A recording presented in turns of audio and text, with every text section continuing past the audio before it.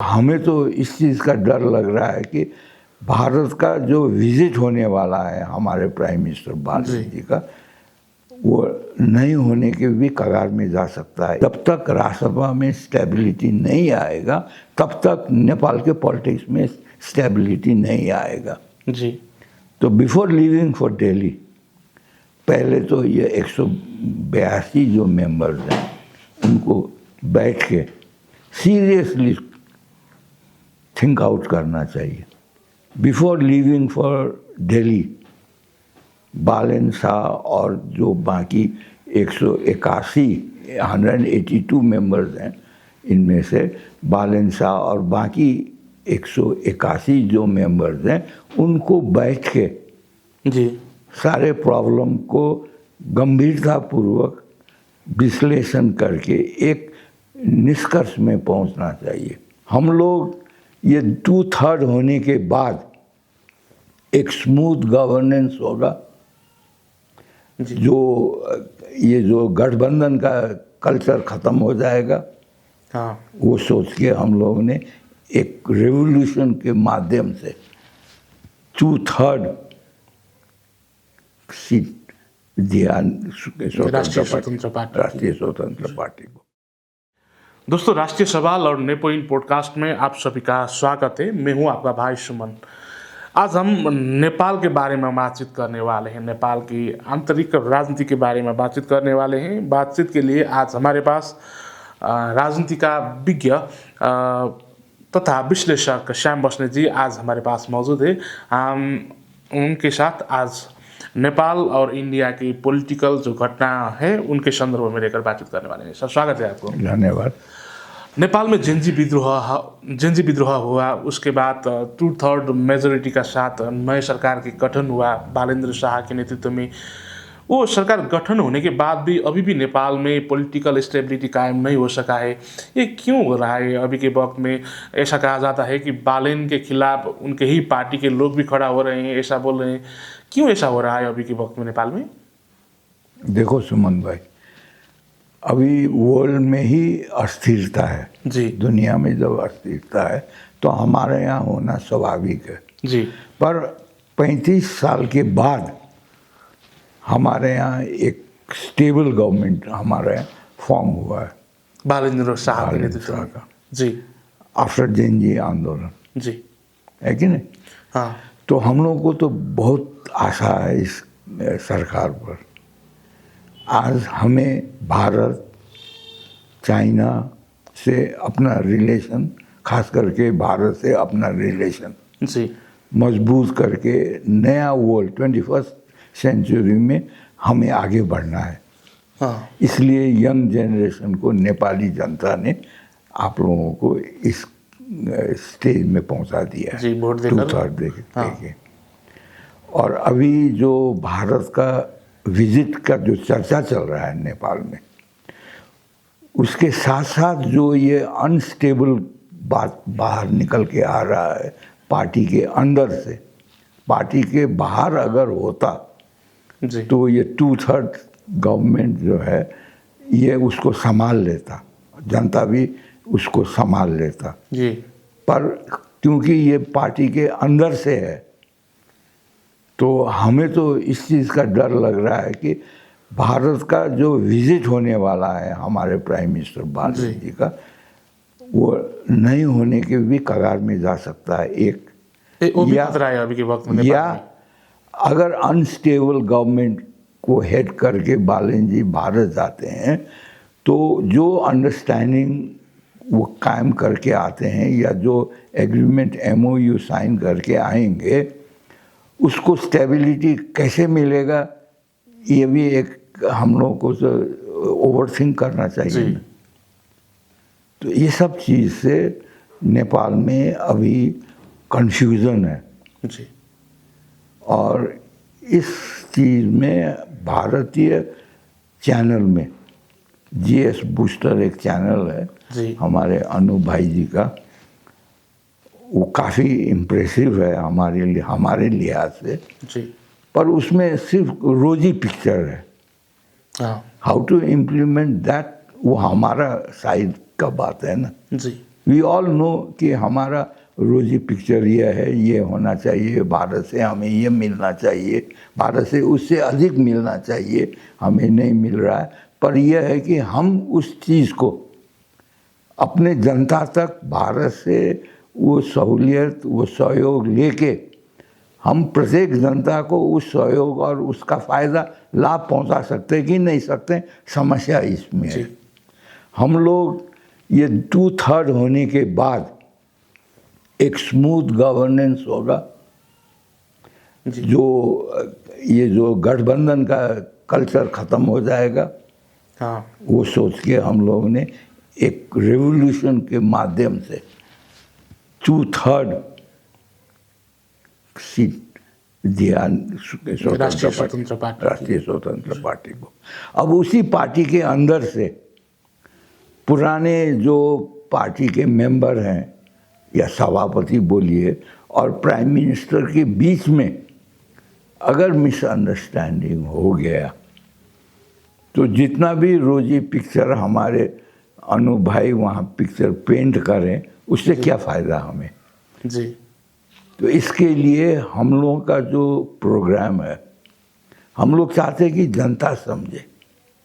अब लीडर के पर भरोसा करना जी उतना बेनिफिशियल हम नहीं देख रहे हैं, अनलेस एंड अनटिल जी दोनों देश के जनता एक दूसरे से कोऑपरेट करके अगर एक दूसरे को फ़ायदा न पहुंचाए तो गवर्नमेंट जितना भी चाहे वो संभव नहीं है जी।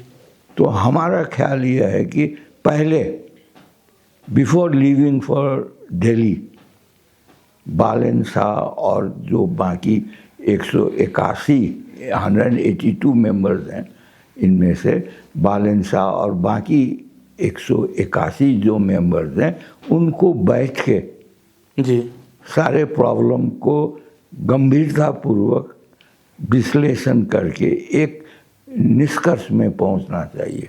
जी उससे और अच्छा ये होगा कि अगर सर्वपक्षीय मीटिंग अगर बालन जी बुलाए नेपाल में, जी, that means only parties in the parliament नहीं, हमारे कुल 6 पार्टीज हैं पार्लियामेंट में जी। इसका मतलब सब पार्टी को बुलाना भी नहीं है। हमारे रजिस्टर्ड पार्टी करीब 50-60 होंगे हमारे ख्याल जी, 100 से भी अधिक है अभी वो। तो अगर उस सबको तो बुलाना संभव नहीं है, पर और जो सोसाइटी में जितने भी हमारे यहाँ संगठन है, जो हमारा सोशल संगठन है, रिलीजियस फेथ का संगठन है, कल्चरल संगठन है, ये सबको रख के हमारा सिविलाइजेशन है, ये सबको रख के अगर एक सर्वपक्षीय मीटिंग बैठा ले हमारे प्रधानमंत्री, तो उनको भारत के साथ एग्रीमेंट करने के लिए बहुत स्ट्रेंथ मिलेगा, ये मेरा मानना है जी। तो जैसे देखें कि सर नेपाल में जैसे जेनजी आंदोलन हुआ, विद्रोह हुआ, उसके बाद इलेक्शन हुआ, उससे 2/3 मेजोरिटी के साथ बालेन्द्र शाह नेतृत्व में नई सरकार की गठन हुई। उसका करीब 100 दिन अभी हो रहा है। 100 दिन होते होते अभी के वक्त में बालेन्द्र शाह के इस्तीफा के लिए भी दबाव बढ़ रहा है, ऐसा दिख रहा है नेपाल में। उनकी खुद की पार्टी का पार्लियामेंट मेंबर भी उनका खिलाफ आवाज़ उठा रहे हैं। ये क्यों हो रहा है? अभी के वक्त में नेपाल में क्यों स्टेबल गवर्नमेंट नहीं बन सका, जबकि पार्टी ने तो 2/3 मेजोरिटी प्राप्त किया था, उसके बाद भी क्यों सरकार स्टेबल नहीं हो सका अभी नेपाल में? आपको क्या मानना है इसमें, क्या वजह हो सकती है अभी की? देखिए, हमारे ये जो स्वतंत्र पार्टी है, यह रिलेटिवली नया पार्टी है नेपाल की पॉलिटिक्स में, राष्ट्रीय स्वतंत्र पार्टी। जब ये इलेक्शन में कूदा जी, या जेनजी आंदोलन के बाद इस पार्टी में 2 और फैक्शन जी का ध्रुवीकरण हुआ, हाँ, या गठबंधन हुआ बोलिए। एक एनजीओ जितने हैं वो और दूसरा जितने भी प्रोफेशनल एडवेंचरर्स हैं, जी ये 3 गुट मिलके स्वतंत्र पार्टी का गठन हुआ है। वो 3 गुट मिलके चुनाव में गए हैं। तो डिफरेंट डिफरेंट सोच, डिफरेंट उन लोगों का ब्रिंगिंग अप जो है, शायद वो भी एक कारण हो सकता है। पर मेरा मानना यह है कि सब एजुकेटेड हैं, अभी 21st सेंचुरी के प्रोडक्ट हैं वो लोग। जी उन लोगों को थोड़ा सा भू राजनीति का अध्ययन करना चाहिए। हमारे जो नेबर्स हैं उनका इम्पोर्टेंस को ध्यान में रखना चाहिए। हम सिर्फ वेस्टर्न वर्ल्ड का कल्चर यहाँ पर इम्पोज करेंगे, शायद वो काउंटर हो रहा है हमारे ख्याल से। जी तो हमें भारत में क्या हो रहा है, चाइना में क्या हो रहा है, उससे हमें सीख लेना है और उसका प्रभाव अधिक पड़ेगा, न कि अमेरिका और यूरोप का। इस चीज़ का जब तक 182 इन लोगों का जो सांसद हैं वो लोग बैठ के इस लाइन में जब तक वो लोग अपना मंथन न करें, तब तक मेरे ख्याल से इनमें स्टेबिलिटी नहीं आएगा। राष्ट्रसभा में जब तक राष्ट्रसभा में स्टेबिलिटी नहीं आएगा, तब तक नेपाल के पॉलिटिक्स में स्टेबिलिटी नहीं आएगा। जी तो बिफोर लीविंग फॉर दिल्ली, पहले तो ये 182 जो मेंबर्स हैं उनको बैठ के सीरियसली थिंक आउट करना चाहिए। जी एक दूसरी बात, मेरा एडवाइस है, किसी भी फॉरेन कंट्री से बात करने से पहले एक राष्ट्रीय नीति होना चाहिए गवर्नमेंट की तरफ से। गवर्नमेंट की तरफ से वो हमारा कानून कैसा होना चाहिए, हमारा अर्थतंत्र का फाउंडेशन क्या होना चाहिए, और हमारा सोसाइटी, हमारा सभ्यता, हमारा आस्था, हमारा संस्कृति को कैसे मजबूत करके देश को एक सूत्र में बांधा जाए, इसमें सीरियस डिस्कशन जब तक नहीं होगा जी तब तक नेपाल में मेरे ख्याल से पॉलिटिकल स्टेबिलिटी नहीं आएगा। तो आप लोग तो, हम आपको इसलिए कह रहे हैं कि आप भी उसी एज ग्रुप के हैं। जी ये आप लोगों का युग है, this is your error not mine. जी हाँ, आप लोग अगर फेल खा गए तो नेपाल का भविष्य नहीं है। हाँ क्योंकि नेक्स्ट जनरेशन तो आप ही का ग्रूमिंग में बड़ा होना है ना। हाँ अगर आप लोग ठीक से अपने आप को ना संभाले तो नेक्स्ट जनरेशन को आप कैसे ग्रूम कर पाओगे। तो जो समय बीत गया 4 महीना, I think that is a total wastage. अब भी कुछ लेट नहीं हुआ, it is never late to start. थोड़ा पॉजिटिव सोचिए। तो लास्ट आदमी जो है उसको कैसे सेल्फ सफिशिएंट बनाएं आप। इसीलिए हम लोग का मानना है कि पर पर्सन इनकम पर ध्यान देना चाहिए, नॉट पर कैपिटा। जी जो भी इन्वेस्ट करना है आप लास्ट आदमी जो है उसके ऊपर कीजिए। वो जब तगड़ा होगा, वो जब अपने पैरों पे खड़ा होगा, उस दिन देश अपने पैरों में खड़ा होगा। इस चीज़ को ध्यान में रख के हम लोगों का ये अभियान जो है, ये मिशन जो है, दूसरा हम लोग नेपाली में भी हम एक अभियान चला रहे हैं, उसमें हम लोग यही चीज़ सिखाना चाहते हैं कि पहले तो नेपाल को पहचानो। नेपाल को पहचानने का मतलब ये है कि लास्ट आदमी को गवर्नमेंट का सेवा सुविधा कैसे पहुंचाना है, हाँ उस पर ध्यान दो और उसको पहुंचाओ। अगर लास्ट आदमी अपने पैरों में खड़ा हो गया तो समझो सारा नेपाली अपना पैर में खड़ा हो गया। जी एक वो। दूसरा, राष्ट्र को का अपना पहचान होता है। राष्ट्र को एक सूत्र में बांधने के लिए उसका सिविलाइजेशन, उसका फेथ और उसका कल्चर, ये तीन चीज़ अपरिहार्य है। इसमें कैसे इसको 21st सेंचुरी में डाला जाए, कैसे यंग जनरेशन में इसको समझाया जाए ताकि आप लोग इसको पास ओवर करें नेक्स्ट जनरेशन में। जी। तीसरी बात, राजनीति को सुधारने के लिए, स्वच्छ करने के लिए आपको पॉलिटिक्स में जाने की ज़रूरत ही नहीं है। हाँ। आप राजनीति अगर समझा दें जनता को तो आपसे आप राजनीति स्वच्छ हो जाएगा। इस चुनाव में जी, जो 4 महीने पहले जो चुनाव हुआ जेएनजी आंदोलन के बाद, उसमें आप लोग जैसे यंग मीडिया पर्सन जो एक कैमरा लेके घर घर जाके हर एक पर्सन से आप लोग इंटरव्यू लेते हैं, उससे आप लोगों ने जो अनपढ़ नेपाली है उसको भी समझा दिया है कि पॉलिटिशियन अभी तक क्या हो रहा है, क्या होना चाहिए, और उन लोगों का जितना भी दुख है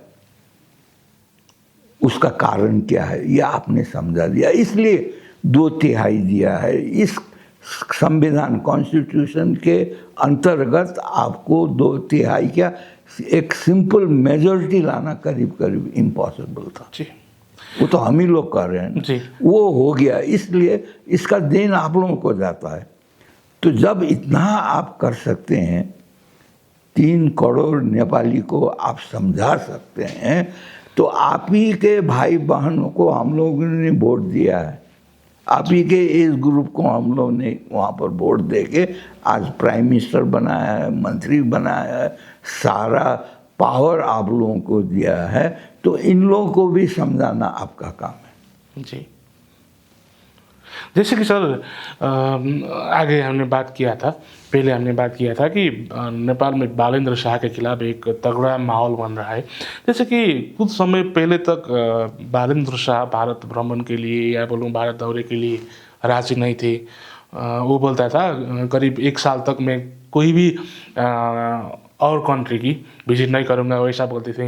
लेकिन अभी के वक्त में नेपाल में उनके खिलाफ जब माहौल भड़कने लगा तो वो अभी भारत दौरे के लिए तैयार हो रहे हैं, ऐसा बोल रहे हैं। भारतीय मीडिया में तो अभी बालेन्द्र शाह आने की बहुत बात चल रही है। क्यों अभी के वक्त में, कुछ समय पहले तक मैं भारत के दौरे पे नहीं जाऊंगा बोलने वाले प्रधानमंत्री बालेन्द्र शाह, भारत भ्रमण के लिए मैं नहीं जाऊंगा बोलने वाले प्रधानमंत्री अभी के वक्त में क्यों भारत जाने के लिए तैयार हो गया? क्या है इसका राज अभी के वक्त में? हम लोग अपने नेपाली कार्यक्रम में इस चीज़ को बहुत डिटेल में हम लोग बोलते हैं। इस चीज़ में ये 21st सेंचुरी है। हाँ। स्प्लिट सेकंड डिसीजन का सेंचुरी है ये युग है। आप जितना देर कीजिएगा उतना आप पीछे छूटते जाइएगा। हाँ। तो ये 1 साल तक बाहर न जाना, किसी से बात न करना, दैट वाज नॉट पॉसिबल। हम लोगों ने उसको विरोध किया था। हमने तो अपने कार्यक्रम में इन लोगों को समझाया था कि भाई आप लोगों को बाहर आना चाहिए, पब्लिक से कांटेक्ट में होना चाहिए, पब्लिक को विश्वास में लेना चाहिए। जब तक आप लोग पड़ोसी सरकार से, लीडर से आप लोग बात नहीं कीजिएगा तो आपके यहाँ स्टेबिलिटी आएगा कैसे? जी। तो आज जा रहे हैं, देर है, फिर कोई अंधेर तो नहीं हुआ अभी भी। जी। अभी भी जाके भारत जाने से पहले यहाँ पर अपना घर संभालना चाहिए। कम से कम 182 ये लोग जितने सांसद चुन के आए हैं उनमें एकता होना चाहिए। हाँ। उनको मालूम होना चाहिए कि हमारा लीडरशिप कहाँ जा रहा है। हम लोग, वो सब लीडर हैं, 182 लीडर हैं, सिर्फ बालेन लीडर नहीं है। 182 को मालूम होना चाहिए कि हम लोग देश को किधर ले जा रहे हैं। कल जब पब्लिक से उनका कांटेक्ट होगा हाँ। तो उनको एक्सप्लेन करके उनको कन्विंस कराना हर एक सांसद का है।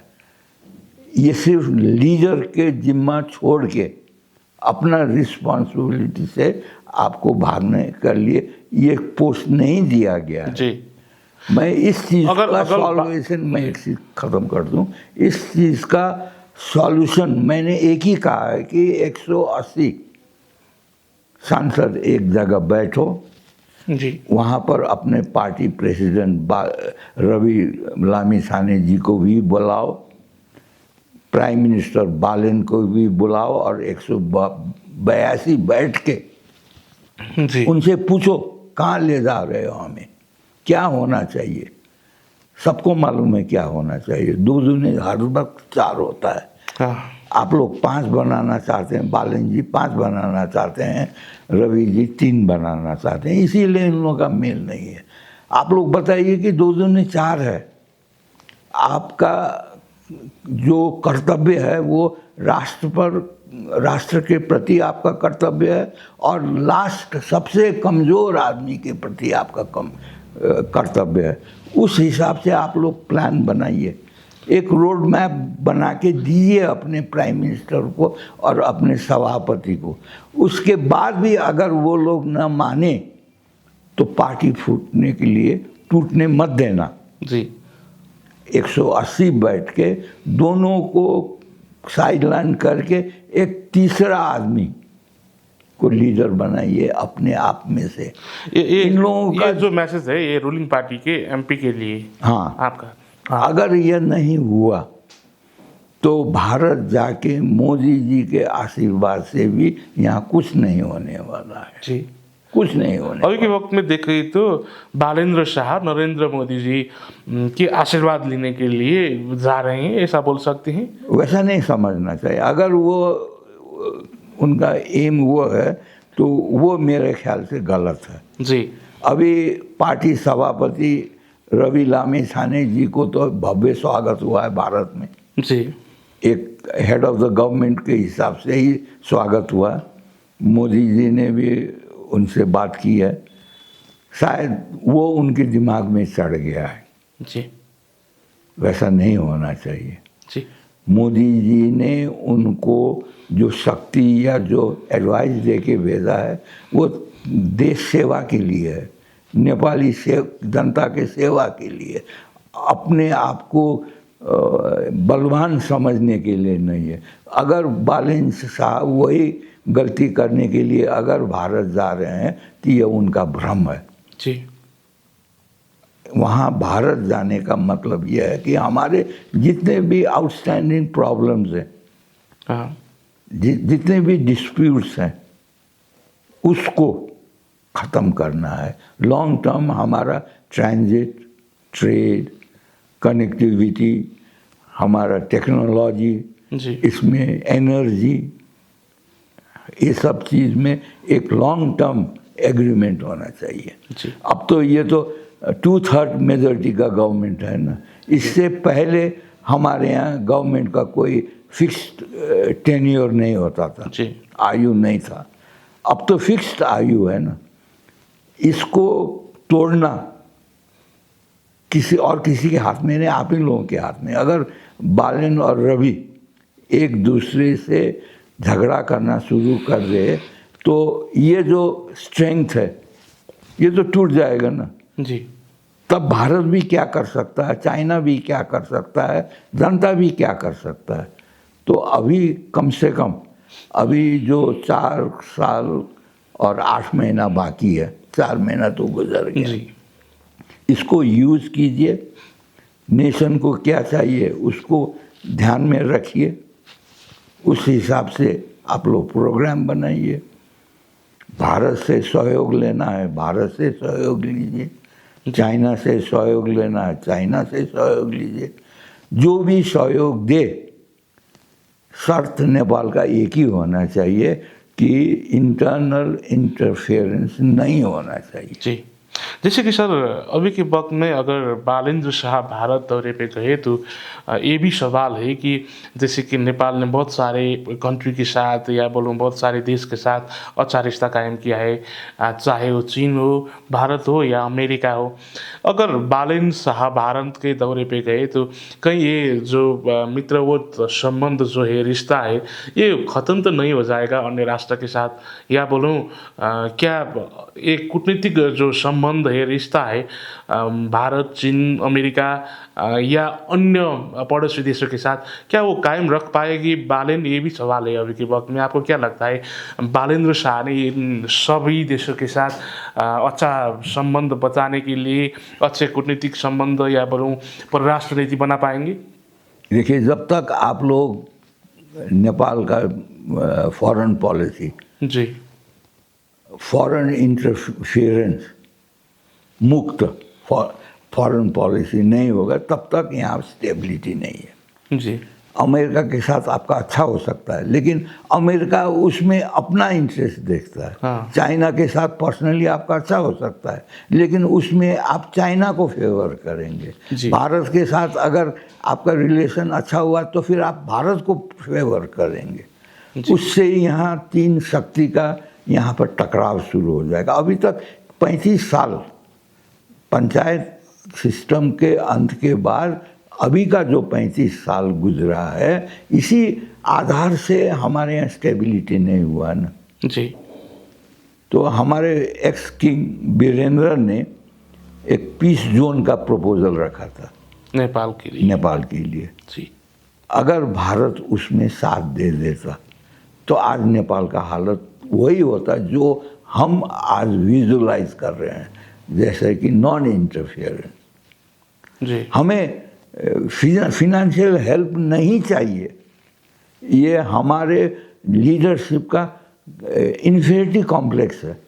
जिस कंट्री में आज भी हमारे पेपर में एक न्यूज़ आया कि हमारा रेमिटेंस जितना हम लोगों का एक्सपेक्टेशन था उससे अधिक बढ़ रहा है, क्योंकि डॉलर का भाव बढ़ रहा है, डॉलर का रेट एप्रिशिएट हो रहा है। जी, है कि नहीं? हाँ, हमारे यहाँ जितना रेवेन्यू है उससे करीब करीब दुगुना से अधिक हमारा तो रेमिटेंस आता है। तो हमें पैसे की क्या ज़रूरत है? जी, हमारे यहाँ good governance, good planning, good implementation और चीप एंड ड्यूरेबल टेक्नोलॉजी, जी, ये चार चीज़ लो। ये जो भी देने के लिए तैयार है, भारत देने के लिए तैयार है। अभी लेटेस्ट भारत में फर्स्ट हाइड्रोजन ट्रेन को फ्लैग किया है मोदी जी ने। जी, उद्घाटन किया, फ्लैग किया। तो उसका जो रिपोर्ट है और 4-5 देश में है hydrogen train. This is the cheapest, most economical. और अगर हम लोग हाइड्रोजन में अपना एनर्जी को कन्वर्ट कर दें जी, तो हमारे यहाँ तो पोल्यूशन ही नहीं रहेगा ना। हाँ, अल्टीमेट सोर्स ऑफ एनर्जी तो या तो सोलर है या हाइड्रो है, ये तो सब मान रहे हैं ना।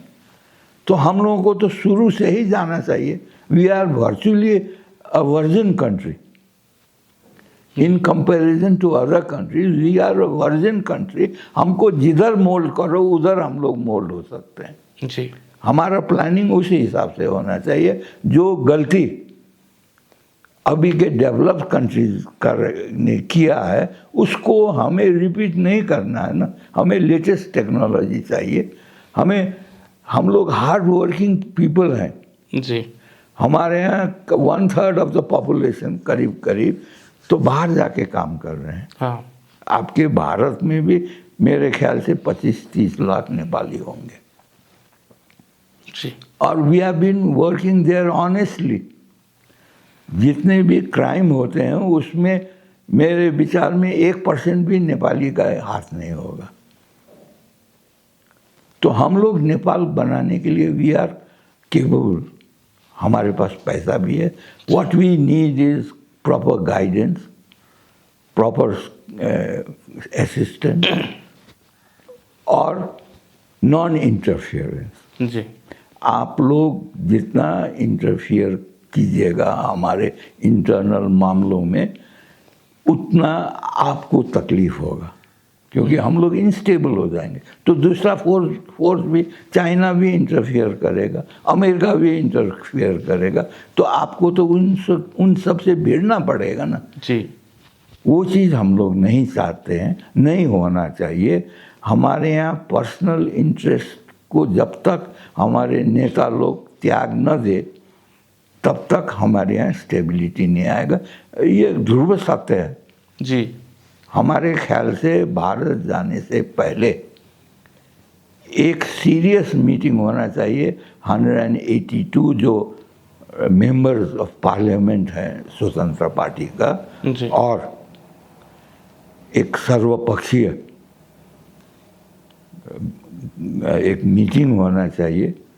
उस मीटिंग से जो हमारा राष्ट्रीय एकता के लिए जो सिस्टम आवश्यक है जी उसको फॉलो करने के लिए आप लोग जब कटिबद्ध हो जाएंगे तब भारत का जो ये विजिट है उसका इम्पोर्टेंस होगा। उसके बिना बालन शाह को भारत जाने के लिए रीथिंक करना चाहिए। अभी ये समस्या शायद अभी पीक में जा रहा है, जो इन लोगों के समस्या है, इंटर पार्टी समस्या है, वो इसलिए क्योंकि भारत में जाके जी जो रिजल्ट निकलेगा उसके बाद स्वतंत्र पार्टी के अंदर के जो पावर स्ट्रक्चर है उसमें आमूल परिवर्तन आएगा। जी जी आपने ये महत्वपूर्ण बातचीत करने के लिए, ये इम्पोर्टेंट टाइम आपका जो था ये हमारे लिए आपने ये दिया। इस टाइम के लिए आपको बहुत सारा शुक्रिया सर। एक चीज़ हम अपने दर्शकों को अपील करें, शुरू में करना चाहिए था। हम लोग हमारा नया वेंचर है, आप लोग लाइक कीजिए, शेयर कीजिए, कमेंट कीजिए और जितना भी आप वायरल कर सकते हैं करा दीजिए। हम लोगों का ये अभियान, हम लोग पीपल टू पीपल काम, कोई बिजनेस हो, कोई और जो सर्विस सेक्टर हो, उसमें एक दूसरे के पब्लिक को मिलाकर एक अपनत्व वो हम लोग क्रिएट करना चाहते हैं। इसलिए हम लोगों ने राष्ट्रीय सवाल में एक QR कोड भी हम लोग जारी किए हुए हैं। ई सेवा है, हमारा IME है। हमें ये सब जनता के सहयोग से हमारा अभियान चल रहा है। आप लोगों को भी इस चीज़ में ध्यान दीजिएगा। धन्यवाद। जी धन्यवाद।